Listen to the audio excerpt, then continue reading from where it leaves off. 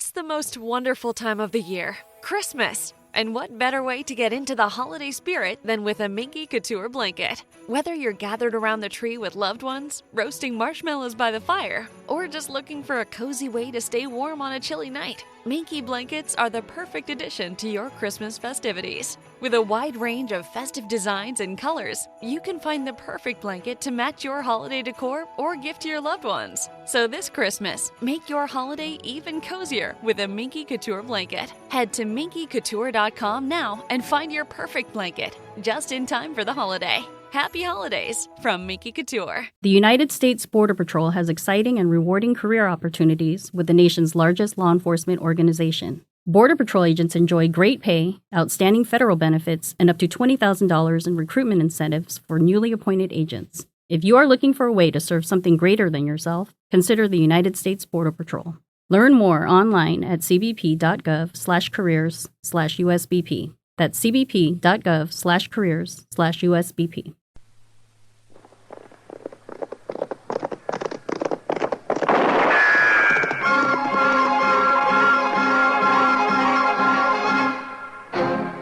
Around Dodge City and in the territory on west, there's just one way to handle the killers and the spoilers, and that's with a U.S. Marshal and the smell of Gunsmoke.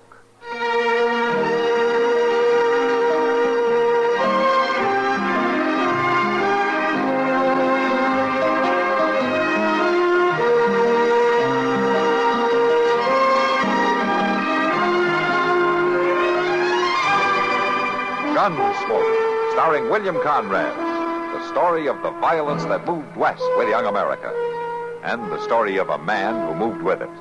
I'm that man, Matt Dillon, United States Marshal. The first man they look for and the last they want to meet. It's a chancy job, and it makes a man watchful and a little lonely.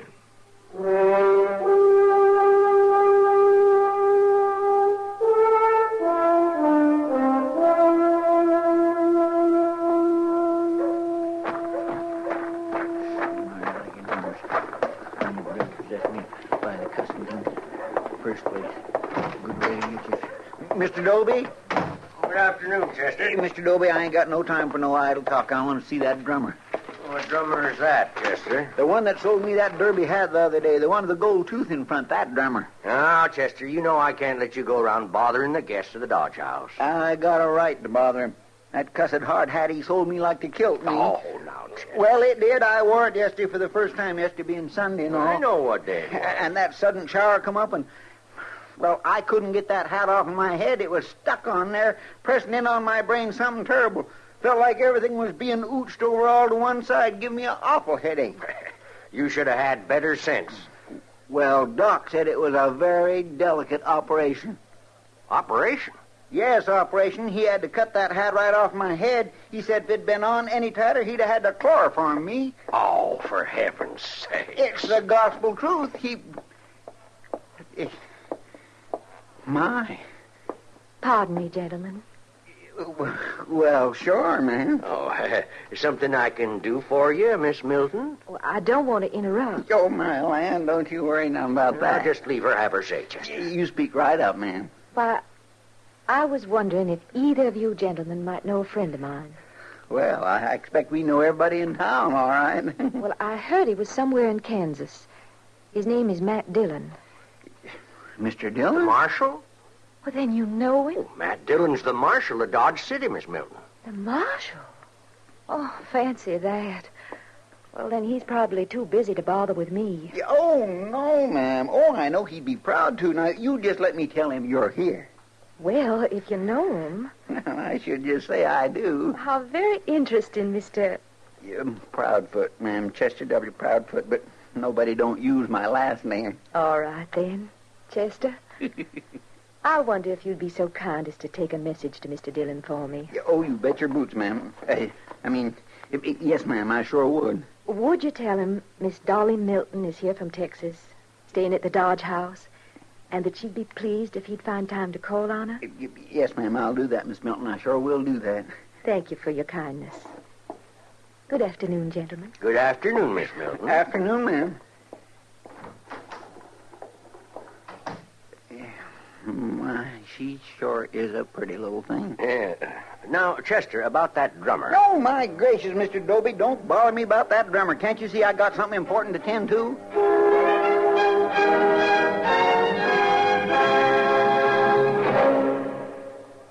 Here, if you will bear with me, is a quote from a speech rendered by that old political character, Elijah Cuddlestone. Now, I mean to say, tell you that is, that this man is a radical, mind you. Why, talk about change. He's used enough platform planks, that is, in this campaign alone to build you a new courthouse. I say a new courthouse, and still have enough planks left over to construct a warehouse for all of his past mistakes.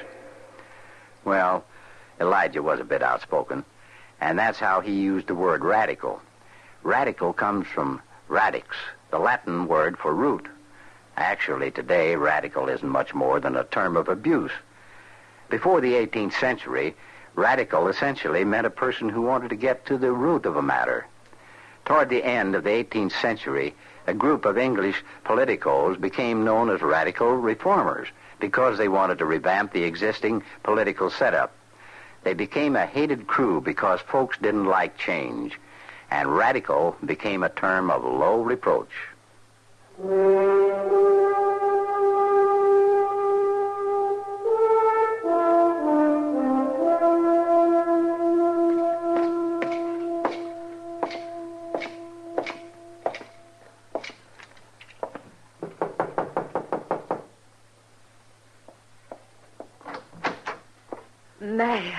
Matt Dillon. Hello, Dolly. How wonderful to see you again. Oh, it's good to see you, too.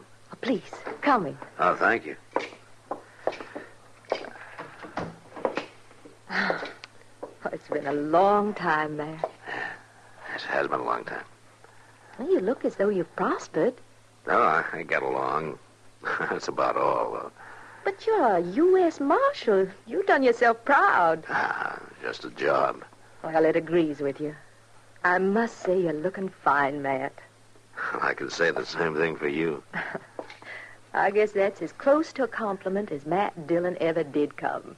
Well, won't you sit down? Oh, thank you.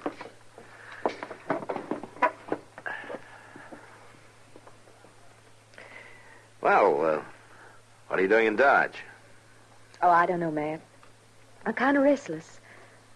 I guess I'm looking for another place to settle down. Oh, I thought you'd be married and settled down long before this. I am married, Matt. Oh? Well, I thought Chester said your name was Milton, same as he used to be. I won't use that man's name. That's your husband's? I don't acknowledge him as such. He's a cruel man, Matt, a brutal man. I had to run away. Oh, I'm sorry to hear that, Dolly. Is there anything I can do?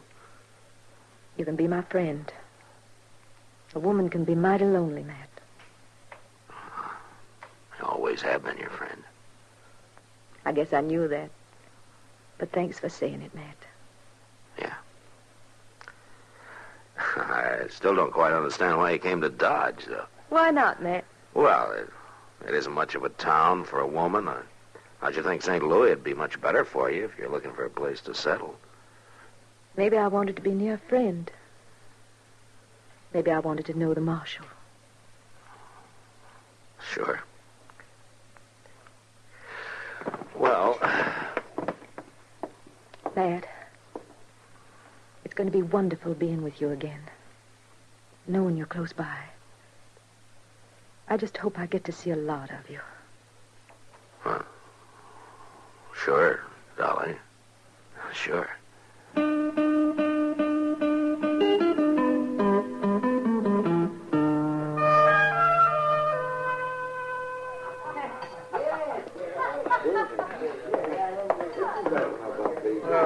Hello, Miss Kitty.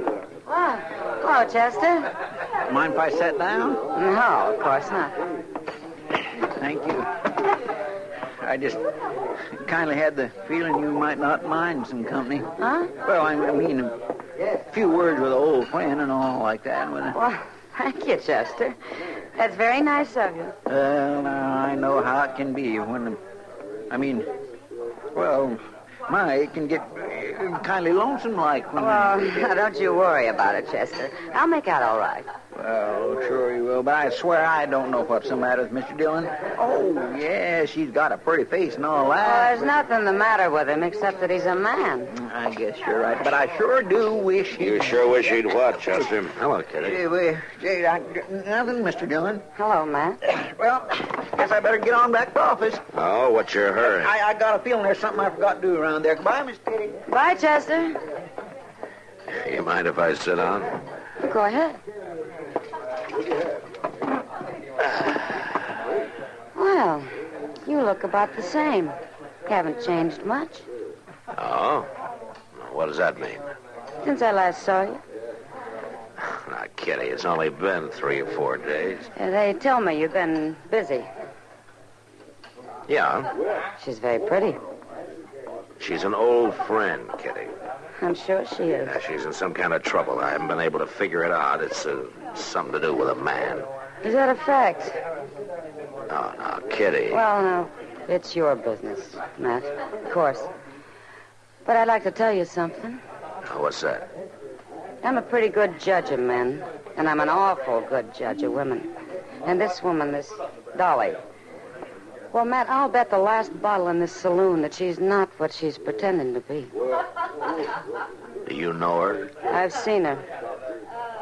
That's an awful lot of whiskey to bet on somebody you never even talked to, isn't it?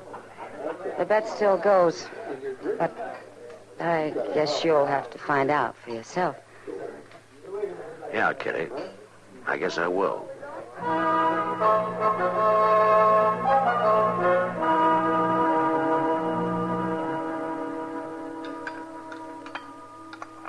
Oh, would you like anything more, Dolly? Oh, no, thank you, Matt.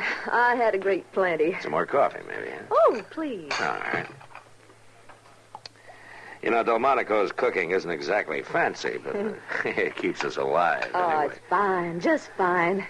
And I can't tell you how much I enjoyed being with you. I'm not very fancy either. No, but I don't have to be afraid of you, Matt. I don't scare many women. Some men do. Some men scare 'em and hurt 'em. Like your husband. Yes, like my husband. Oh, Matt, I can't bear to think of the terrible things. Well, you just better forget them. All men aren't like that, you know. Oh, I know. And you're a great comfort to me. Matt, you'd know if there were any strangers in town, wouldn't you? Well, I usually know. I know for sure if they get into any trouble. And you'd know about people moving near here, too, wouldn't you? Living out in the country. Yeah. You'd know where to find them, wouldn't you? Are you thinking that maybe your husband might follow you? Is that it? Well, I can never be sure. But you'd protect me, wouldn't you, Matt? You'd stand up against him. I'd have to know who he was first. I guess I ought to tell you. Forgive me, Matt. I had to be sure I could trust you. Oh, hello, Matt. Oh, Doc. Yeah, Miss Milton. Hello. Oh, well, I see you're just finished. Oh, we are, Doc, but you're welcome to sit down with us if you like. Please do. No, thanks. I think I'll just have a quick bite and turn in. A rough day? Well, it's been a messy day, Matt. I had to treat a badly injured woman out at the Meadows place. Meadows? Oh, what happened to her? She fell off a ladder. She lost her baby, Matt. Smashed a couple of ribs, broke her arm, bruised from head to toe. It was a hard thing. Doctor, do they live near here? And this is due west, a couple of miles. They're new. They haven't been there long. They need any help? No, I don't think. The husband says he can handle it by himself. He's one of these big independent cusses. He doesn't talk much, though. Yeah, well, I'll just sit down at that clean table over there. So good night, Miss Milton. Matt. Good night, Doctor. Go along, Doc. Matt, that's him. His name's Meadows. Rad Meadows. He's What? here. Oh, now, Dolly, take it easy. Maybe it's not the same man at all. This one's It got is a the wife. same man, Matt. And that woman, she's not his wife. She couldn't be. We're pretty far away to be sure. I am sure, and I'm sure something else. She didn't get hurt falling off of any ladder. He did it to her. Dolly, calm down. Look, I'll take a ride out there tomorrow and look things over. He should be stopped. He should be killed. He's a terrible man. Dolly. Matt, I'm frightened. Well, just don't worry about it, huh? Look, I tell you what, you stay right in your room till I get back, and nothing will happen to you, huh? All right. Yeah, come on now, and I'll see you to your hotel.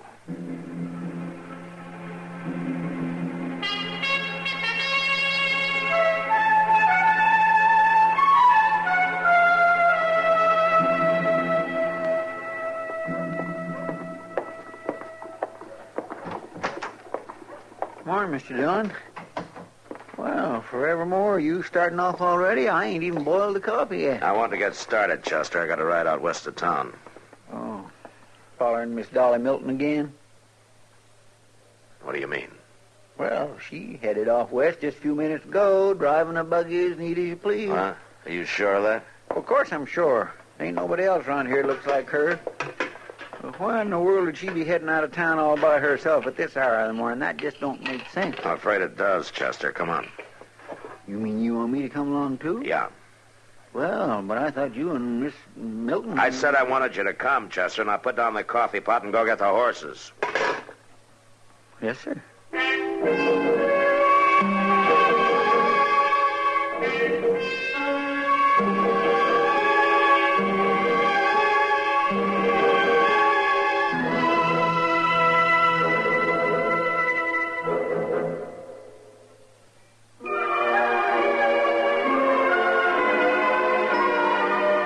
Hometowns in America have a lot in common, and yet they're each one of a kind.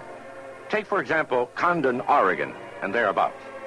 Each summer, the famous Pendleton Roundup lassos folks from Condon, Arlington, Fossil, and Hefner, and draws them closer together at rodeo time than they ever get to be the rest of the year. By the time the Condon Globe-Times has announced the event, the harvesting is done, the elevators have received the grain, and a quick shopping trip has been planned to the Dalles. It's summer in Condon, the county seat of Gilliam County, and the scent of wild lilac bushes and yellow roses is in the air. And there's going to be a rodeo. Some will take the family car, others will catch the train or Greyhound in Arlington, and everyone who wants to be where the dust is thick and the Broncos fight you all the way will be there, 'cause no one misses the Pendleton Roundup. Even the Columbia River Rapids run quicker. But if your hometown is Condon or thereabouts, you already know this. We only wanted to remind you, it's still there.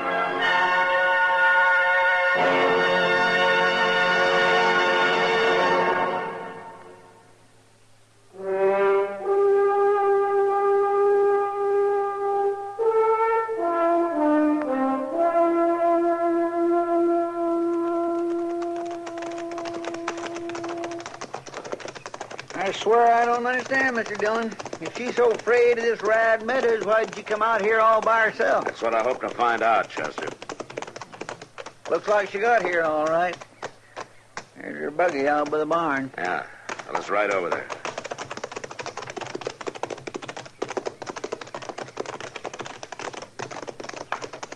And I warned you a long time ago. No man walks out on me. See to the horses, Chester. Yes, sir. I couldn't let you marry me, no. But I can do this. No, Dolly. Dolly! Dolly, put that gun down! I hope he's dead. Here, give me that gun. Give it to me. Chester. Yes, sir. Here. Here's her gun. Keep an eye on her while I see about Meadows. Yes, sir. Yeah. Meadows, can you hear me? Did you come with Dolly? I'm the U.S. Marshal from Dodge. Do me a favor, Marshal. Get Dolly out of here. Chester. Yes, sir. Take her out to the buggy. Come on, Dolly. I'm not going to stop trying, Rad, not as long as you live with any woman but me, you hear? Next time, I'll kill you. Come on, get moving, Dolly. I gotta get into the house. Gotta tell my wife I'm all right. Meadows. Huh? You never were married to Dolly, were you? No, Marshal. She liked to chase me all over Texas, but I never felt that way about her. And she never forgive me. Yeah, I see she didn't. She claims that you treated her pretty bad, that you beat her and all that. Oh, to tell you the truth, Marshal, I never even touched her. I think that's what she couldn't stand. Yeah, maybe. I don't ask you to believe me, Marshal. There are ways of checking. Folks down Texas way will tell you. She's pretty well known down there. I think I do believe you, Meadows. Well, come on, I'll help you into the house. Yeah. Then we'll get Doc Adams to come take a look at you. Yeah.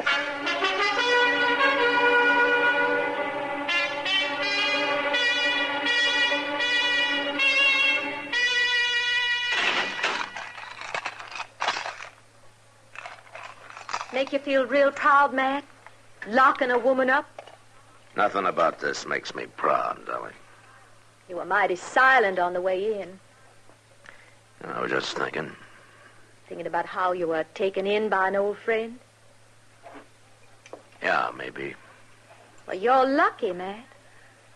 When I first heard that Rad was up this way, I had in mind you might do my shooting for me. Well, I might not have been quite that obliging, Dolly. But once I found out just where he was, I wanted to do my own shooting. What are you going to do with me? I'm not going to do anything with you. I'm just going to hold you until Meadows gets well enough to decide whether he wants to sign a complaint. And that'll be up to the jury. Are you really going to leave me here? Yeah, Dolly. I really am.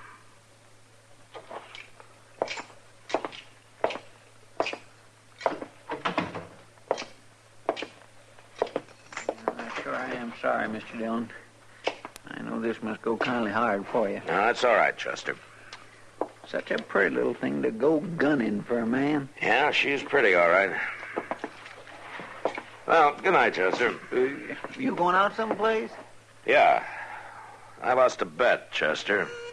To Kitty. It looks like I'm going to be supplying the whiskey for her saloon for quite a spell.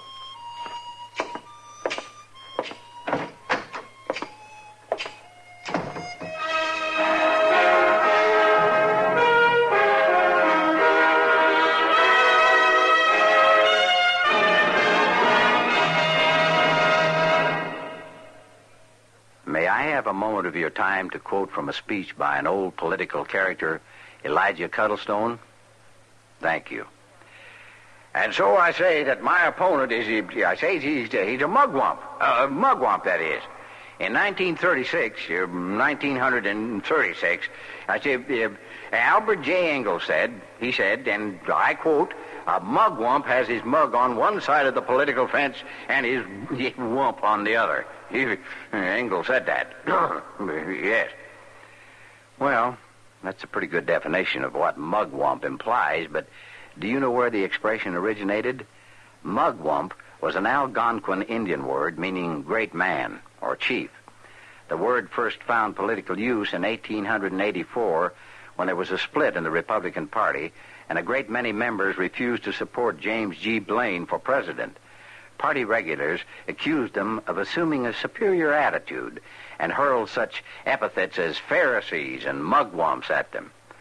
And that's how another political term was added to our language.